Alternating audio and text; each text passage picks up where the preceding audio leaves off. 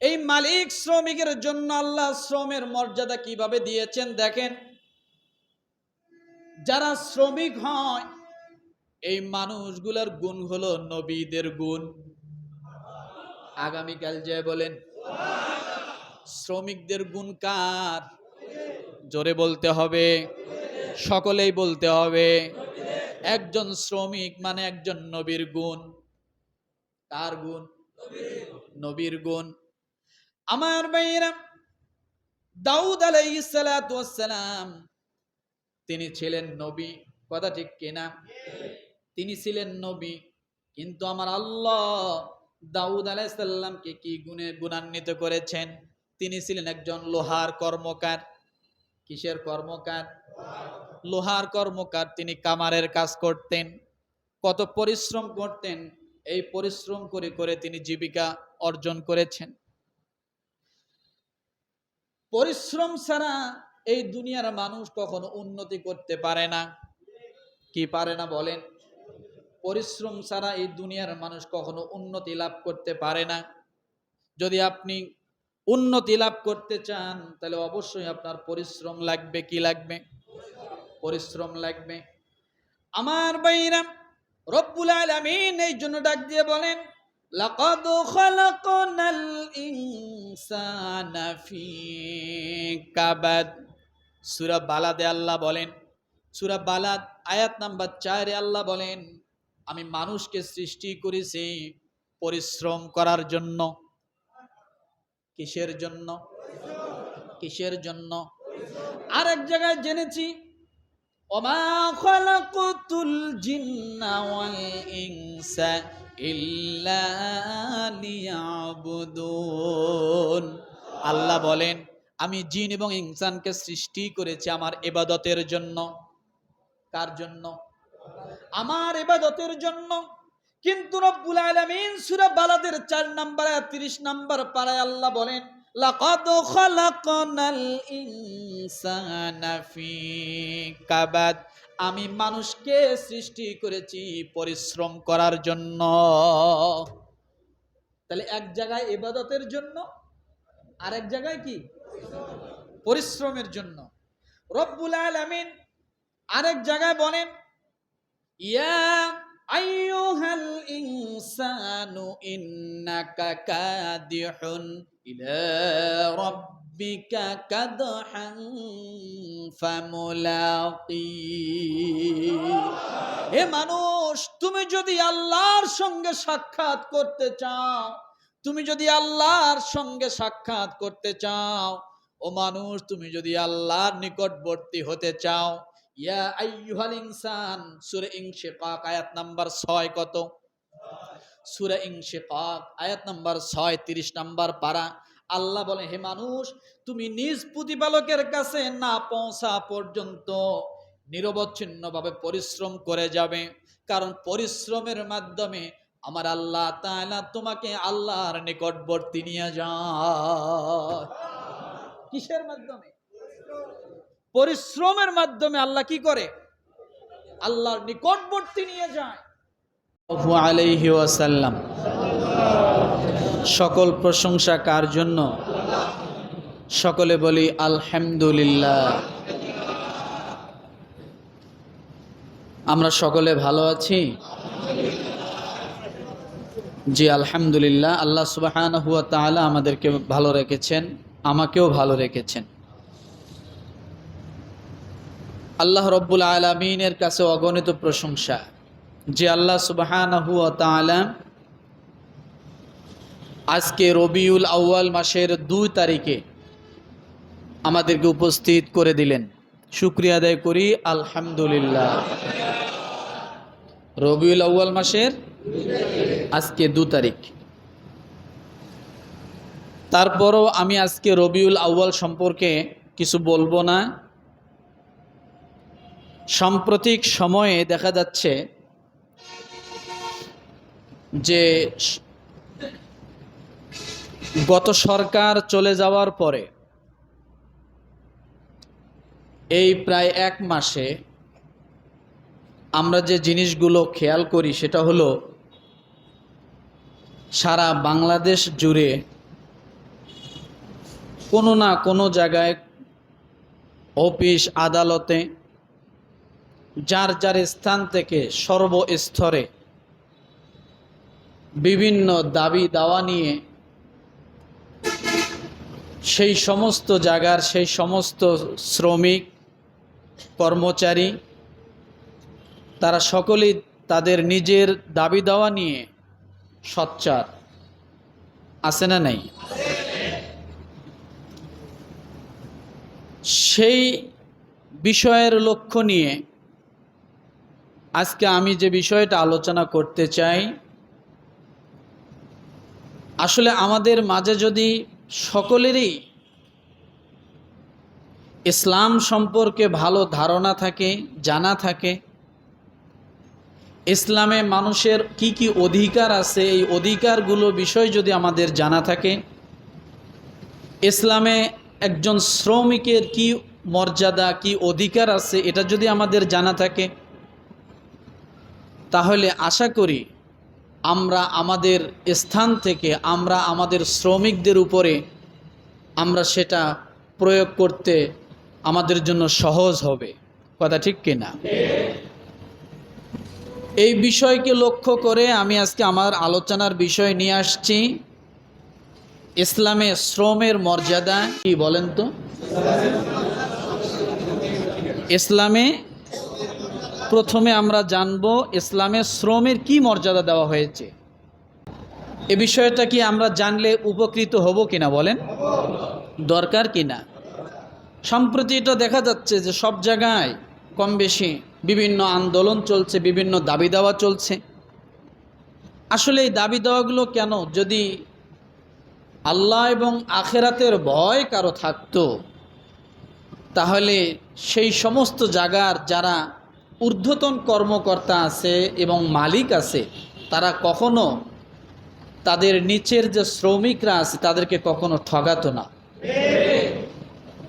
তারা বারবার ঠকে যাওয়ার কারণে তারা আজকে যখন তাদের দাবি প্রতি সোচ্চার হওয়ার জন্য সহজ এবং সুযোগ পেয়েছেন, তখন তারা এই দাবিগুলো উত্থাপন করতেছেন। কথা ঠিক না?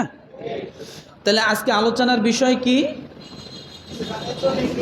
সকলকে বলতে হবে কিন্তু ইসলামে শ্রমের মর্যাদা। আচ্ছা, জবান খোলেন নাই কতজন? সকলে বলেন ইসলামে শ্রমের মর্যাদা এবং শ্রমিকের।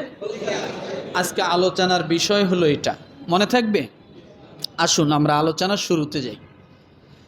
আল্লাহ পাক রব্বুল আলামিন বলেন, আহুম ইয়াকসিমুনা রাহমাতা রাব্বিক নাহনু কাসামনা বাইনাহুম মাঈশাতাহুম ফিল হায়াতিদ দুনিয়া ওয়া রাফা'না বা'দাহুম ফাওকা বা'দিন দারাজাতিন লিয়াত্তাখিযা বা'দুহুম বা'দান সুখরিয়া ওয়া রাহমাতু রাব্বিকা খায়রুম মিম্মা ইয়াজমাউন। একসঙ্গে বলেন। মানে কি চাপ চাপ দাও তো, দেখো তো। আল্লাহ পাক রব্বুল আলামিন সূরাতুজ যুখরুফ, কোন সূরা? 25 নম্বর পারায় সূরা যুখরুফ আয়াত নাম্বার 32 আল্লাহ বলেন, আহুম ইয়াকসিমুনা রাহমাতা রাব্বিক নাহনু কাসামনা বাইনাহুম মাঈশাতাহুম ফিল হায়াতিদ দুনিয়া। রব্বুল আলামিন ডাক দিয়ে বলেন, তবে কি তারাই তোমার প্রতিপালকের রহমত বন্টন করবে? আল্লাহ প্রথমে বললেন, তবে কি তারা তোমার প্রতিপালকের রহমত বন্টন করবে? পার্থিব জীবনে তাদের জীবিকা তো আমি আল্লাহ নিজেই বন্টন করি, বলেন সুবহানাল্লাহ। এ দুনিয়ার রিজিক, দুনিয়ার সমস্ত সুখ, সমস্ত শান্তি, এগুলা কে বন্টন করে? আল্লাহ বন্টন করে। আমার ভাইরা, এই আয়াতটা বোঝার আগে আয়াতের শানে নজুল যদি আপনি বোঝেন তাহলে আয়াতটা বোঝা সহজ হয়ে যাবে। কোন কথার প্রেক্ষিতে আল্লাহ আয়াতটা নাজিল করলেন, কেন আল্লাহ আয়াতটা নাজিল করলেন। আর আয়াত নাজিল করতে যা আল্লাহ প্রথমে বললেন, তবে কি তারাই তোমার প্রতিপালকের রহমত বন্টন করবে। কারণ আল্লাহর রহমত বন্টন করার মতো এই আসমানের নিচে জমিনের উপরে কারো ক্ষমতা নাই। আছে? কথা বলতে হবে। আছে? তার রহমত তিনি বন্টন করবেন, কিন্তু পৃথিবীর কোনো মানুষ আল্লাহর রহমতকে বন্টন করতে পারে না। এই আয়াতটা নাজিলের কারণ কি, তার আগে শুনুন সূরাটা নাজিলের প্রেক্ষাপট।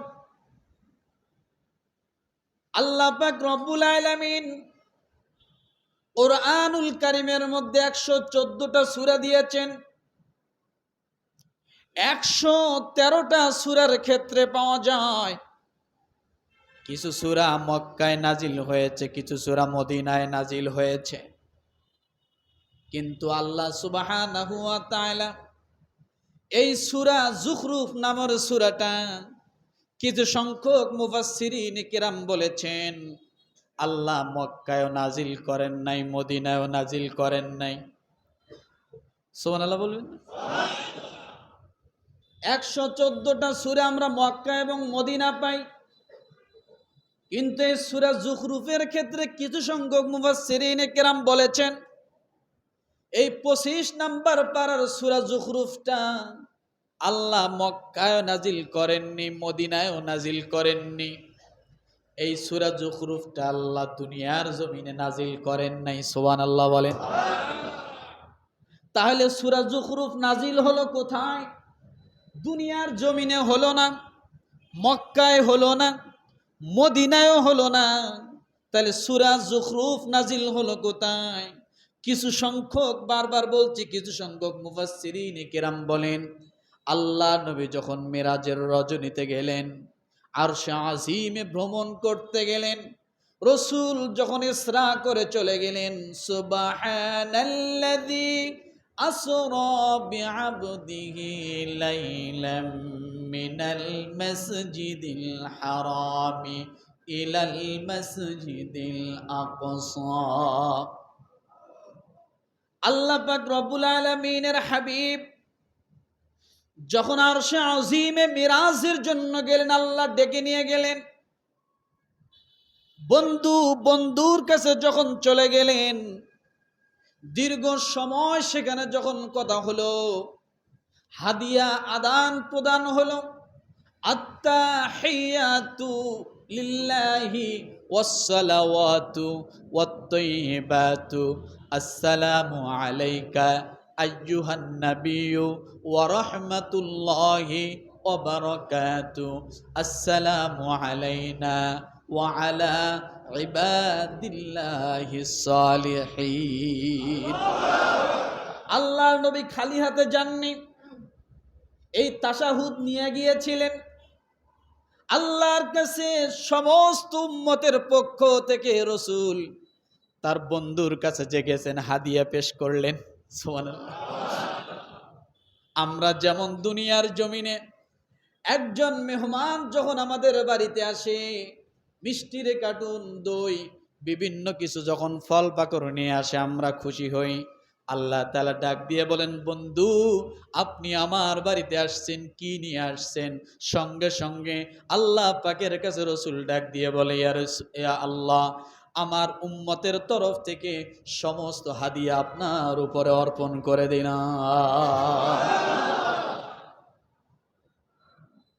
আমার ভাইরা, এই কথা যখন বললেন, রব্বুল আলামিন ও তার বন্ধুর জন্য, উম্মতের জন্য হাদিয়া হিসাবে দিলেন।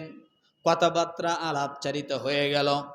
কথা যখন শেষ হয়ে যাচ্ছে, আল্লাহর নবী আরশে আজিম থেকে যখন জমিনের মধ্যে আসবেন, তখন আল্লাহ ডাক দিয়ে বললেন পিছন দিক থেকে, বন্ধু আপনি যাচ্ছেন, আমি আর কিছু আপনার উম্মতের জন্য দিতে চাই, নিয়ে যান। আগামীকাল বলেন। আমি আর কিছু আপনার উম্মতের জন্য দিতে চাই। নবীজি দাঁড়িয়ে গেলেন। আল্লাহ পাক রব্বুল আলামিন সঙ্গে সঙ্গে এই সূরা যুখরুফটা দিয়ে বললেন, বন্ধু আপনি যখন আপনার উম্মতের কাছে যাবেন, আমার সূরা যুখরুফটা আপনি তেলাওয়াত করে করে আপনার উম্মতদেরকে শোনায়া দিবেন। আহুম ইয়াকসিমুনা রাহমাতা রাব্বিক নাহনু কসামনা বাইনাহুম মাঈশাতাহুম ফিল হায়াতিদ দুনিয়া ওয়া রাফা'না বা'দাহুম ফাওকা বা'দ দারাজাতিন লিয়াত্তাখিযা বা'দুহুম বা'দান সুখরিয়া ওয়া রাহমাতু রাব্বিকা খায়রুম মিম্মা ইয়াজমাউন। এই আয়াতটি নাজিলের প্রেক্ষাপট পুরা সূরা যুখরুফটা আল্লাহ দিলেন উম্মতি মুহাম্মাদির জন্য, আরশে আজিমে দিয়ে দিলেন। কিন্তু আয়াতটি পর্যায়ক্রমে প্রেক্ষাপট অনুযায়ী নাজিল হলো, আল্লাহর নবীর কাছে আবার নতুন করে নাজিল হয়। যখন যে প্রেক্ষাপট সামনে দাঁড়িয়ে যায়, তখন আল্লাহ পাকের তরফ থেকে এই সূরা থেকে আয়াত নাজিল হয়ে যায়। এই আয়াতটি নাজিল হওয়ার কারণটা কি? আল্লাহ কেন বললেন তবে কি তারা তোমার প্রতিপালকের রহমত বন্টন করবে? কারণ আল্লাহ জানে আমার রহমত দুনিয়ার জমিনে কেউ বন্টন করার অধিকার রাখে না। এই আয়াতটি নাজিলের কারণ, কাফেররা যখন কোরআন নাজিল হলো, মক্কার কাফেরগণ বিস্ময়কর হয়ে গেল, আশ্চর্য হয়ে গেল, আচমকা আজব হয়ে গেল, চিন্তায় পড়ে গেল। আল্লাহর তরফ থেকে কালাম আসলো, কিন্তু এই মক্কার জমিনে কত সম্ভ্রান্ত লোক আছে, কত বড় বড় লোক আছে, কত টাকাওয়ালা আছে, কত পয়সাওয়ালা আছে। তায়েফের ময়দানে কত বড় বড় লিডার আছে। এত বড় বড় লিডার থাকার পরেও একজন গরিব, একজন ইতিম, তার কাছে কোরআনের আয়াত নাজিল কেমনে হয়? যার কোনো তেমন কোনো পরিচয় নাই, যার টাকা নাই, পয়সা নাই, যার তেমন কোনো খেতাবি নাই, এই ব্যক্তির কাছে আল্লাহর কালাম কেমনে নাজিল হয়? আমরা এটা কোনোদিন বিশ্বাস করি না। যে ব্যক্তি আমাদের সাথে বাজারে যায়, যে ব্যক্তি আমাদের সাথে খানা খায়, যে ব্যক্তি আমাদের সাথে চলাফেরা করে, যে ব্যক্তি বাজারের প্রয়োজন হয়, এই ব্যক্তির উপরে কোরআন নাজিল হবে, এটা আমরা বিশ্বাস করি না। অতএব মুহাম্মদ যা বলে তা সব জাদু। কি কথা বলে না? মুহাম্মদ যা বলে, এটা কাফেরের ভাষায় বলছি, মুহাম্মদ যা বলে। আদৌ পর্যন্ত এই দুনিয়ার জমিনে ওই কাফেরদের চেলারা আছে না নাই? কোরআনের একটি আয়াত দিয়ে যদি ব্যাখ্যা করেন, বলেন, তারা কোনোদিন বিশ্বাস করে না। যখন কোরআনের আয়াতটা তাদের মাথার উপরে যায়, তখন আলেমদের উপরে টর্চারিং হয়, মাহফিলগুলো বন্ধ হয়, বয়ানগুলো বন্ধ হয়, বিরোধিতা করে, মামলা করে, জেলখানার মধ্যে ঢুকায়া দেয়। বোঝা গেল ওই সমস্ত কাফেরদের চেলারা এখনো দুনিয়ার জমিনে আছে। এটা আগেও ছিল, এখনই যে শুধু তা না। আমার ভাইরা, যখন কাফের মুশরিকরা এই কথা বলতে লাগলেন, কারণ তায়েফের ময়দানে বড় বড় লিডার ছিল। আপনারা জানেন রসুলের দাওয়াত দেওয়া জীবনীতে আপনি দেখেন, রসুল তো সর্বপ্রথম যখন নবুয়ত লাভ করেন, তারপরে তিনি সর্বপ্রথম কোন জায়গায় দাওয়াত দেন বলেন? কোথায় দাওয়াত দিতে গিয়েছিলেন? তায়েফের ময়দানে। কেন রসুল মক্কা ছেড়ে তায়েফের ময়দানে দাওয়াত দিলেন? কারণ তায়েফের ময়দানের সেই সময় লোকগুলো ছিল সম্ভ্রান্ত, সেই সময় লোকগুলো ছিল টাকাওয়ালা, পয়সাওয়ালা, বড় বড় নেতা লিডার ছিল তায়েফের ময়দানে। আল্লাহর নবী সর্বপ্রথম চিন্তা করলেন, লিডাররা যদি ইসলামের পথে আসে তাহলে জনগণ এমনি পথে আসবে, লিডাররা যদি ইসলামের পথে না আসে জনগণ কোনোদিন ইসলামের পথে আসবে না। লিডারকে যদি সোজা বানানো যায়, জনগণ এমনি সোজা হয়ে যাবে। লিডারকে যদি দেশ থেকে তাড়ানো যায়, জনগণ এমনি পলায়া থাকবে। লিডার যদি দোতারার রশির মতো টনটনা করা যায়, তাহলে সাধারণ মানুষের প্রতি কোনোদিন তারা জুলুম করতে পারবে না। বোঝেন নাই? লিডার শক্ত, সব শক্ত। লিডার সোজা, অনুসারীও কি সোজা। ইমাম যেমন, মুসল্লি তেমন। আমারটাও বললাম, ইমাম যেমন, মুসল্লি তেমন। কথা ঠিক কিনা? আমার ভাইরাম, আল্লাহর নবী তায়েফের ময়দানে গেলেন, যে দাওয়াত দেওয়া শুরু করলেন, কোরআনের বাণী প্রচার করা শুরু করলেন, কিন্তু তারা কেউ বিশ্বাস করে না। বারবার বলে এটা জাদু। কেমন করে মুহাম্মাদের উপরে আসে? মুহাম্মদ কোনোদিন বাপকে চোখ দিয়ে দেখে নাই, ইতিম মানুষ, তার তেমন কোনো টাকা নাই, পয়সা নাই। কিন্তু ও মুসলমান, আমার আল্লাহ তাআলা টাকাওয়ালা দেখে বিবেচনা করে না। আমার আল্লাহ তাআলা খেতাবি দেখে বিবেচনা করে না। আমার আল্লাহ ডিগ্রি দেখে বিবেচনা করে না। আমার আল্লাহ কি দেখে বিবেচনা করে? ইয়া আইয়ুহান নাসু ইন্না খালাকনাকুম মিন যাকারিন আও উনসা ওয়া জাআলনাকুম শুউবান ওয়া ক্বাবাইলা লিতাআরাফু ইন্না আকরামাকুম ইনদাল্লাহি আতকাকুম ইন্নাল্লাহা আলিমুন খাবীর। আমার আল্লাহ তাআলা 1000 কোটি টাকার মালিক সালমান এফ রহমানকে আল্লাহ চায় না। আমার আল্লাহ তাআলা লক্ষ কোটি গুণ মানুষ, ক্ষমতাওয়ালা মানুষকে আল্লাহ চায় না। আমার আল্লাহ ডাক দিয়ে বলে ইন্না আকরামাকুম ইনদাল্লাহি আতকাকুম। আমি আল্লাহর কাছে ওই বান্দা সবচেয়ে দামি। তার হতে পারে চামড়া কালো, তার হতে পারে চুলগুলো কালো, তার হতে পারে চুলগুলো এলোমেলো, তার শরীরটা হতে পারে খুস্কো মুস্কো চেহারা, সে হতে পারে গরিব মানুষ, ক্ষুধার্ত মানুষ, তার না থাকতে পারে বাড়ি, তার না থাকতে পারে ব্যাংক ব্যালেন্স, কিন্তু আমার আল্লাহ ওই মানুষটাকেই পছন্দ করে যার হৃদয় স্বচ্ছ। আমার আল্লাহ সেই স্বচ্ছওয়ালাকেই মনোনীত করে না। ইন্না আকরামাকুম ইনদাল্লাহি আতকাকুম, সূরা হুজরাত। আল্লাহ বলেন, আমি টাকাওয়ালা দেখে বিচার করি না, পয়সাওয়ালা দেখে বিচার করি না, ডিগ্রি দেখে বিচার করি না। যে মানুষটার হৃদয় স্বচ্ছ, যার তাকওয়া আছে, যে আল্লাহ ভীরু, যে আল্লাহ ওয়ালা, আমি তাকে সম্মানিত করি। কি করি বলে?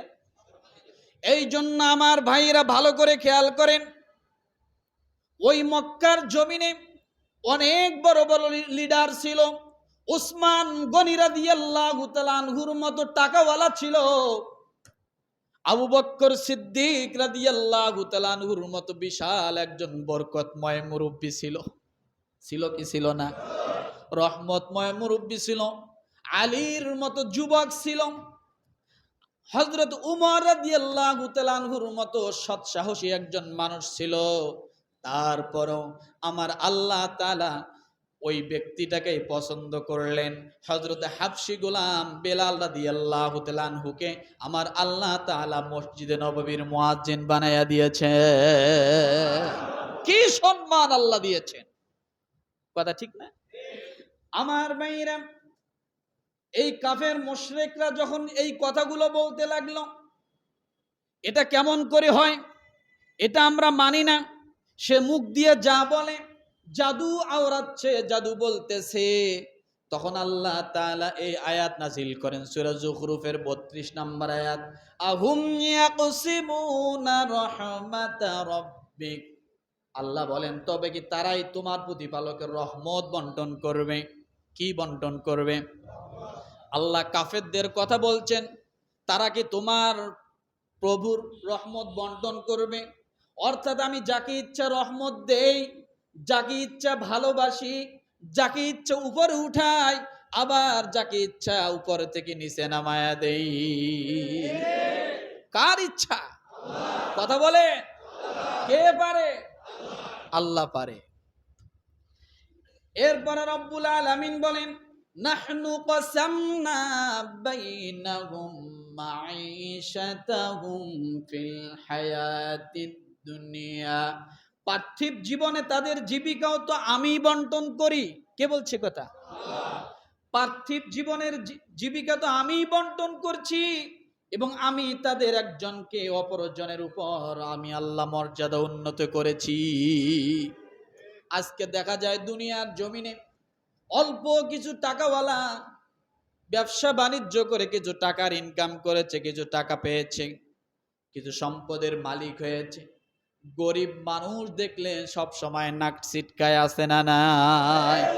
আল্লাহ বলেন দুনিয়ার জমিনে যা আছে আমি আল্লাহ নিজেই বন্টন করে দেই।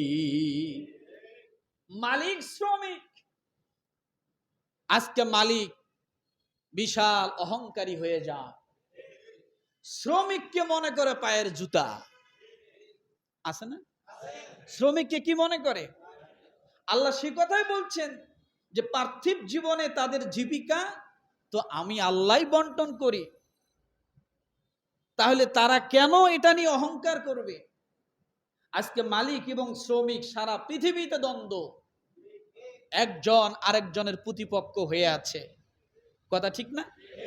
কিন্তু আসলে মালিকের এটা জানা নাই যে আমার যে শ্রমিক আছে সেও আমার অংশীদার। একজন শ্রমিক কি কথা বলে না? একজন শ্রমিকও মালিক। কেমনে? একজনের পুঁজি আরেকজনের শ্রম। উনি পুঁজি খাটাচ্ছে আর আপনি শ্রম খাটাচ্ছেন, এই দুইজনে মিলে একটা কারখানা, একটা ইন্ডাস্ট্রিজ, একটা কর্মস্থান তৈরি হচ্ছে। এমনি এমনি হয় না। আমার ভাইরা, আল্লাহ কেন বললেন পার্থিব জীবনে এই জীবিকা তো আমি আল্লাহ বন্টন করি? আল্লাহর বন্টন দেখেন কেমন, কাউকে বেশি দিচ্ছেন, কাউকে কম দিচ্ছেন। আল্লাহ কাউকে মালিক বানিয়েছেন, কাউকে শ্রমিক বানিয়েছেন। এখন আপনি আমি অনেক সময় বলি আল্লাহ এত বড় টাকাওয়ালা মালিক তাকে বানাইলো, আমাকে কেন বানাইলো না? ও দুনিয়ার জমিনের ভাইরা, আল্লাহর সাজানো জিনিস কত সুন্দর।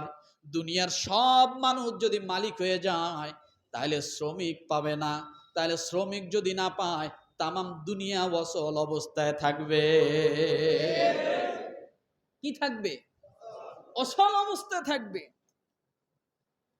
একটা শ্রমিক আপনার ঘুম থেকে ওঠা থেকে নিয়ে শুরু করে আবার পুনরায় ঘুমান্ত যাওয়া পর্যন্ত প্রতিটা পদে পদে আপনার প্রয়োজন, প্রত্যেকটা জায়গায় দরকার। একজন যে চুল কাটে সেও শ্রমিক। এই চুল যদি সে না কাটতো, এত সুন্দর করে চুলগুলো যদি আপনাকে না কেটে দিত, আপনাকে দেখা যেত ভাল্লুক। কি দেখা যেত? কি দেখা যেত? বনের পশু আপনাকে দেখা যেত। তাহলে যে ব্যক্তি আপনার চুল কাটে সে আপনার কত প্রয়োজন। মাসে একদিন হলেও প্রয়োজন হয়, 2 মাসে একদিন হলেও প্রয়োজন হয়। কি পরিমাণ প্রয়োজন যে নাপিতের দোকানে সিরিয়াল আগে থেকে দিতে হয়। কিন্তু আমরা সেই মানুষটাকেও মানুষ মনে করি না, নাপিত। কিন্তু আজকে আপনি নাপিত বলে মানে তাকে কোনো কিছুই মূল্যায়ন করতেছেন না। কিন্তু আপনার চুল কাটতে যখন লাগে আপনাকে কত সুন্দর করে চুলগুলো কেটে দেয়, আপনাকে অগোছালো মানুষটাকে কত সুন্দর গোছানো বানায় দেয়। দেয় কি দেয় না? এইরকম প্রতিটা জায়গায় একজন শ্রমিকের কত মর্যাদা। আপনি জুতোগুলো কালি করবেন, নিজের স্ট্যাটাসে বাজে, সঙ্গে সঙ্গে আপনি যখন জুতা কালির দোকানে নিয়ে যান তারা আপনাকে কত সুন্দর করে জুতোগুলো কালি করে দেয়। 3 বছর আগে জুতা কিনেছেন, ছাল চামড়া সব উঠে গেছে, তারপরও সেলাই করে যখন কালি মেরে দেয় মনে হয় আপনি কেবলমাত্র মার্কেট থেকে নিয়ে আসলে। যদি তা না হতো প্রতি বছর বছর আপনার কয় জোড়া জুতা কেনা লাগছে এটা আপনার কোনো হিসাবই থাকতো না। তাহলে সে আপনার জীবনে কত প্রয়োজন, একটাবার ভাবুন আপনার জীবনে সে কত প্রয়োজন। আমার ভাইরা, এই জন্য রব্বুল আলামিন বলেন ওয়ারাফা'না বা'দাহুম ফাওকা বা'দ দারাজাতিল লিয়াত্তাখিযা বা'দুহুম বা'দান সুখরিয়া। একজনকে অপরজনের উপর মর্যাদা উন্নত করেছি যাতে তাদেরকে অন্যের দ্বারা কাজ নিতে পারে। কি নিতে পারে? কাজ নিতে পারে। আপনারা আজকে এখানে আছেন, ছোট্ট একটা জিনিস দেখেন, ময়লার গাড়ি আমাদের পাশ দিয়ে যায়, কত নাক চিপে ধরি, রাগ করি, অনেক সময় বলি এই সময় আসছো কেন, পরে আসো নাই কেন? কথা ঠিক কিনা? ঘুমাচ্ছেন নাকি? মাথা উঁচু করেন সকলে। কত রাগারাগি করি। একজন ময়লাওয়ালা, আপনি তাকান তো গাড়ির উপরে কিভাবে সে ময়লাগুলো টানছে। সে কিন্তু মানুষ। সে যদি এই কাজটা না করতো আর সারা বাংলাদেশে যদি এই কাজের একটা লোকও পাওয়া না যেত, আপনি যেখানেই খাচ্ছেন সেখানেই ময়লার দুর্গন্ধতে বসে বসে আপনাকে খেতে হতে, এছাড়া উপায় ছিল না। এছাড়া কি ছিল না? এছাড়া কি ছিল না? উপায় ছিল না। আপনি একটাবার ভাবুন, সে ময়লার গাড়িতে বসে পান খাচ্ছে, চা খাচ্ছে, সব খাচ্ছে, তার কাছে কিছুই মনে হচ্ছে না।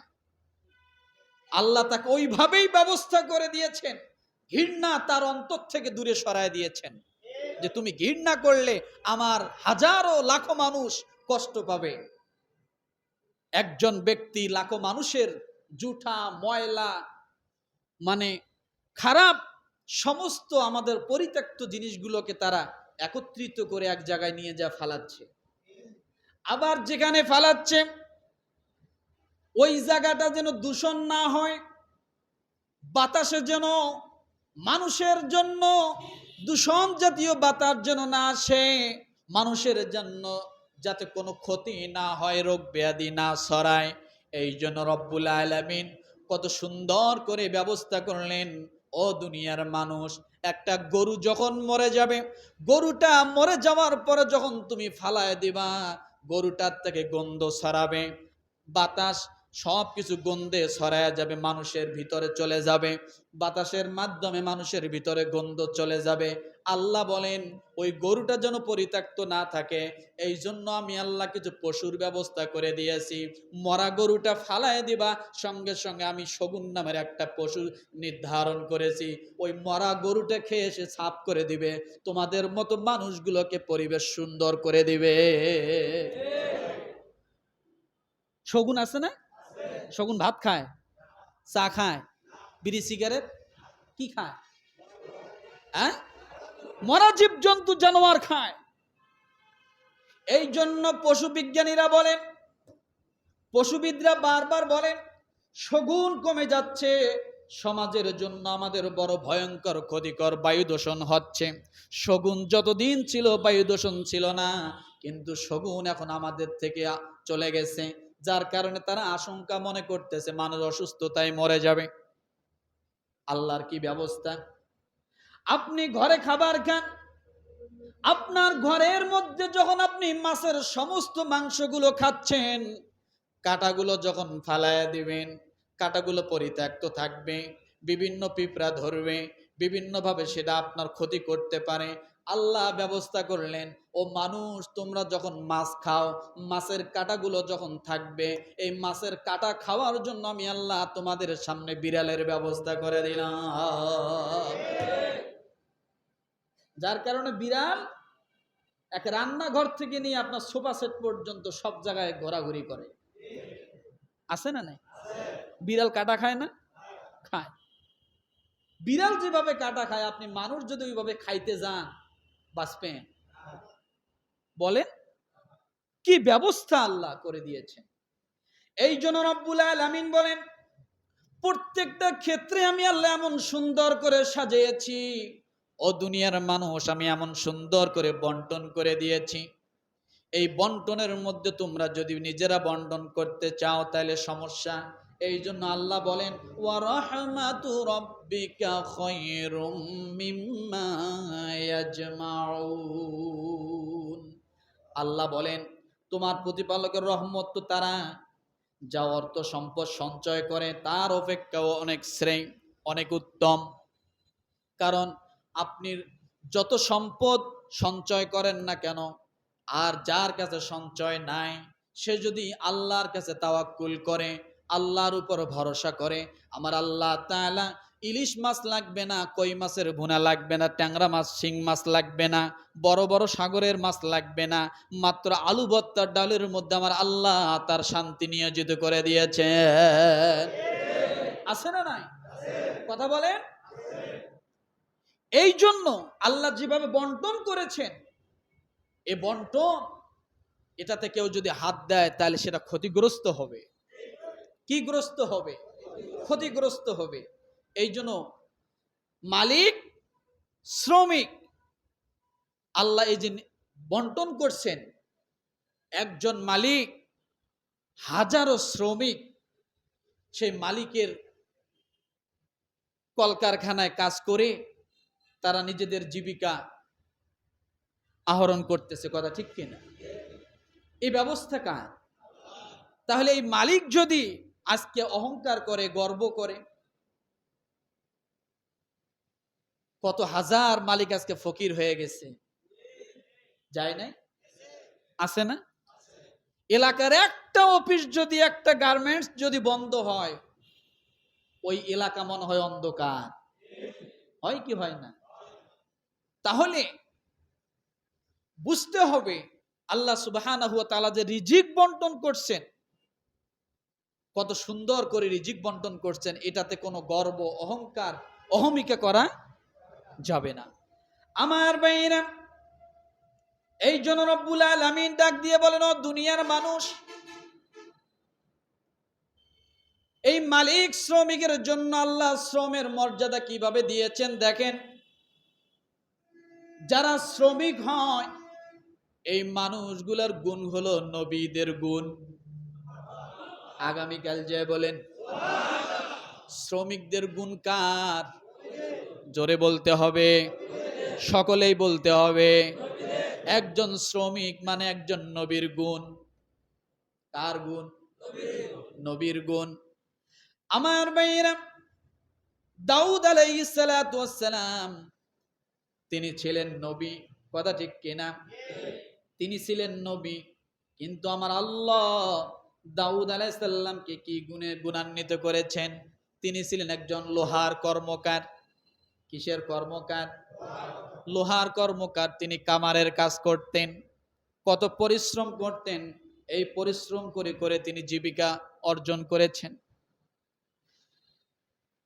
পরিশ্রম ছাড়া এই দুনিয়ার মানুষ কখনো উন্নতি করতে পারে না। কি পারে না বলেন? পরিশ্রম ছাড়া এই দুনিয়ার মানুষ কখনো উন্নতি লাভ করতে পারে না। যদি আপনি উন্নতি লাভ করতে চান, তাহলে অবশ্যই আপনার পরিশ্রম লাগবে। কি লাগবে? পরিশ্রম লাগবে। আমার ভাইরা, রব্বুল আলামিন এই জন্য ডাক দিয়ে বলেন, লাকাদ খালাকনাল ইনসানা ফি কাবাদ। সূরা বালাদে আল্লাহ বলেন, সূরা বালাদ আয়াত নাম্বার 4 এ আল্লাহ বলেন, আমি মানুষকে সৃষ্টি করেছি পরিশ্রম করার জন্য। কিসের জন্য? কিসের জন্য? আর এক জায়গায় জেনেছি, ওমা খালাকতুল জিন্না ওয়াল ইনসা ইল্লা লিয়াবুদুন। আল্লাহ বলেন, আমি জিন এবং ইনসানকে সৃষ্টি করেছি আমার ইবাদতের জন্য। কার জন্য? আমার ইবাদতের জন্য। কিন্তু রব্বুল আলামিন সূরা বালাদের 4 নম্বর 30 নম্বর পারায় আল্লাহ বলেন, লাকাদ খালাকনাল ইনসানা ফি কাবাদ। আমি মানুষকে সৃষ্টি করেছি পরিশ্রম করার জন্য। তাহলে এক জায়গায় ইবাদতের জন্য, আর এক জায়গায় কি? পরিশ্রমের জন্য। রব্বুল আলামিন আরেক জায়গায় বলেন, ইয়া আইয়ুহাল ইনসান ইনসানু ইন্নাকা কাদিহুন ইলা রাব্বিকা কাদহান ফামুলাকি। হে মানুষ, তুমি যদি আল্লাহর সঙ্গে সাক্ষাৎ করতে চাও, তুমি যদি আল্লাহর সঙ্গে সাক্ষাৎ করতে চাও, ও মানুষ তুমি যদি আল্লাহর নিকটবর্তী হতে চাও, ইয়া আইয়ুহাল ইনসান, সূরা ইনশিকাক আয়াত নাম্বার 6 কত? সূরা ইনশিকাক আয়াত নাম্বার 6 30 নাম্বার পারা। আল্লাহ বলে, হে মানুষ, তুমি নিজ প্রতিপালকের কাছে না পৌঁছা পর্যন্ত নিরবচ্ছিন্নভাবে পরিশ্রম করে যাবে, কারণ পরিশ্রমের মাধ্যমে আমার আল্লাহ তাআলা তোমাকে আল্লাহর নিকটবর্তী নিয়ে যায়।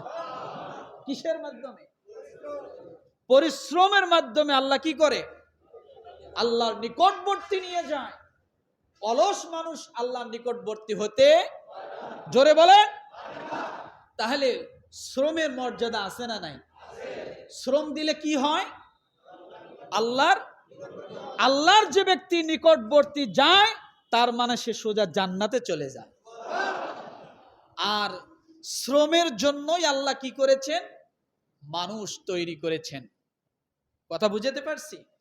আমার ভাইরা, এই জন্য রব্বুল আলামিন ডাক দিয়ে বলেন, ও দুনিয়ার মানুষ, ইয়া আইয়ুহাল্লাযীনা আমানু ইযা নুদিয়া লিস-সালাতি মিন জুমআতি ফাসআউ ইলা যিকরিল্লাহি ওয়া যারুল বাই', যালিকুম খায়রুল লাকুম ইন কুনতুম তা'লামুন। রব্বুল আলামিন দুইটা কথা একসঙ্গে বললেন।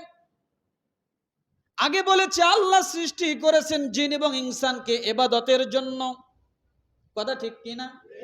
এরপরে সূরা বালাদের 4 নম্বর আয়াত এবং সূরা ইনশিকাকের 6 নম্বর আয়াতে আল্লাহ বলেন, আমি মানুষকে সৃষ্টি করেছি পরিশ্রমের জন্য, আর যে মানুষ পরিশ্রম করে আমি আল্লাহর নিকটবর্তী হয়ে যায়।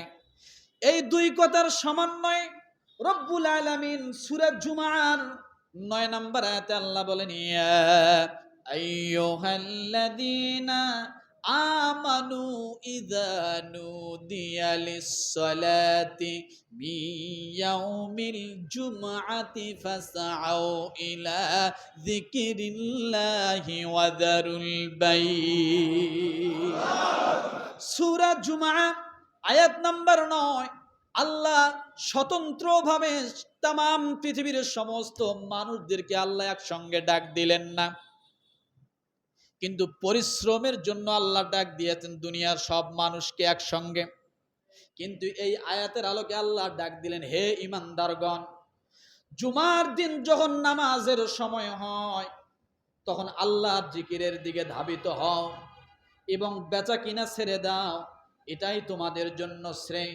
যদি তোমরা উপলব্ধি করতে পারো, অর্থাৎ মসজিদে যখন আজান হবে বেচা কিনা ছেড়ে দেন, অফিস আদালতের কাজগুলো অফ রাখেন, আল্লাহর ডাকে সাড়া দেন, নামাজে দাঁড়িয়ে যান।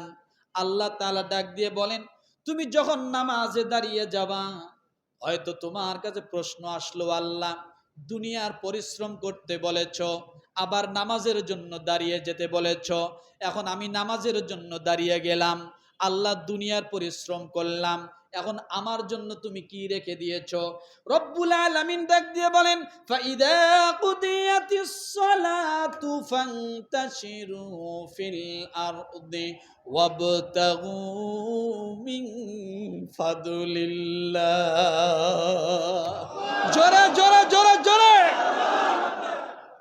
আল্লাহ, আপনি যদি 9 নম্বর আয়াতটা পড়ে যদি আল্লাহকে প্রশ্ন করেন, আল্লাহ ব্যবসা করতে বলেছো, পরিশ্রম করতে বলেছো, পরিশ্রম করলে তোমাকে পাওয়া যাবে এটা বলেছো, আমি তো পরিশ্রম করতেছি। এরপরে তুমি বলেছো জিন এবং ইনসানকে সৃষ্টি করেছে আমার ইবাদতের জন্য, আল্লাহ কিছু সময়ের জন্য ব্যবসা বন্ধ করলাম, চাকরির কাজকে স্টপ করলাম, করে আমি তোমার হুকুম আদায় করলাম, এখন আমার জন্য তোমার কি আছে? সুবহানাল্লাহ বলে, আমার কি আছে পাওয়া? আমি তোমার কাছে কি প্রাপ্য হব? আমার পাওনা কি আছে? আমার পুরস্কার কি আছে? সুবহানাল্লাহ বলেন। রব্বুল আলামিন সূরা জুমার 10 নম্বর আয়াতে আল্লাহ বলেন ফাইদা কুদিয়াতিস সালাতু ফান্তাশিরু ফিল আরদি ওয়াবতাগু মিন ফাদলিল্লাহ। অতঃপর নামাজ শেষ, আগের আয়াতে নামাজ পড়তে আসার কথা বলছে, তাই না? যখন নামাজের সময় হয় কি করো? ব্যবসা ছেড়ে দাও, অফিস আদালত বন্ধ করো, কিছু সময়ের জন্য নামাজে দাঁড়িয়ে যাও, তাই না? 10 নম্বর আয়াতে আল্লাহ বলছেন অতঃপর নামাজ শেষ হয়ে গেলে তোমরা জমিনে ছড়িয়ে পড়ো, আবার পুনরায় তোমরা কি করো? কাজের জন্য জমিনে ছড়িয়ে পড়ো, আল্লাহর অনুগ্রহ সন্ধান করো। কিসের সন্ধান? আল্লাহর অনুগ্রহ সন্ধান করো। ওয়াযকুরুল্লাহা কাসীরান লাআল্লাকুম তুফলিহুন।